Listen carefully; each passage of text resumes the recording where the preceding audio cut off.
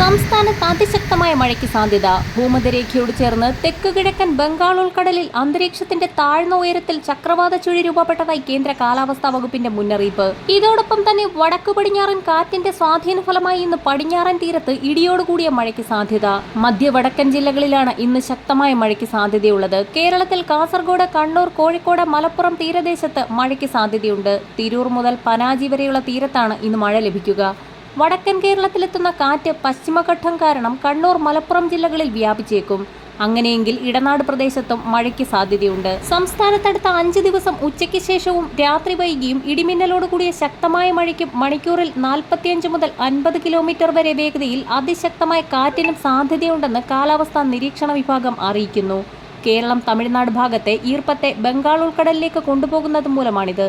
എന്നിരുന്നാലും പശ്ചിമഘട്ട സാന്നിധ്യം മൂലം കേരളത്തിൽ കിഴക്കൻ മേഖലയിൽ ഒറ്റപ്പെട്ട മഴയ്ക്കും ഈർപ്പപ്രവാഹത്തിനും സാധ്യത. തെക്കൻ കേരളത്തിലും ചില പ്രദേശങ്ങളിൽ ഒറ്റപ്പെട്ട ശക്തമായ മഴ പ്രതീക്ഷിക്കാം. കൊല്ലം, പത്തനംതിട്ട, കോട്ടയം, ആലപ്പുഴ, ഇടുക്കി, എറണാകുളം ജില്ലകളുടെ കിഴക്കൻ മേഖലകളിൽ ഉച്ചയ്ക്ക് ശേഷം ഒറ്റപ്പെട്ടയിടങ്ങളിൽ ഇടിമിന്നലോട് കൂടിയ മഴയ്ക്കും ചില പ്രദേശങ്ങളിൽ നേരിയ മഴയ്ക്കും സാധ്യത.